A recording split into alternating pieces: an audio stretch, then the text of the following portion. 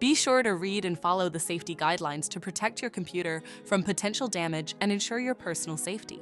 For more information about safety guidelines, see the owner's manual at dell.com/support. Before you begin, turn off the computer and disconnect all the attached peripherals. Before proceeding, ensure your computer is in service mode. To enter service mode, press and hold the B key on the keyboard and then press the power button. Now, the computer will boot up and the owner tag information is displayed on the screen. Press any key to proceed. The computer will emit 3 short beeps and shut down, indicating it has entered the service mode. Loosen the captive screws holding the base cover in place. Using a plastic scribe, pry the base cover from the palm rest assembly, starting at the top edge and working your way around to release it from all sides. Now, lift the base cover from the palm rest assembly.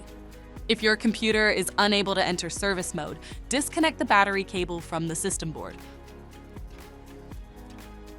To remove the fan, loosen the 2 screws at the rear of the base cover. Remove the 6 other screws and pry the cover off the system to remove it. Identify the system fan and disconnect the cables. Remove the 2 screws and lift the fan out of the system.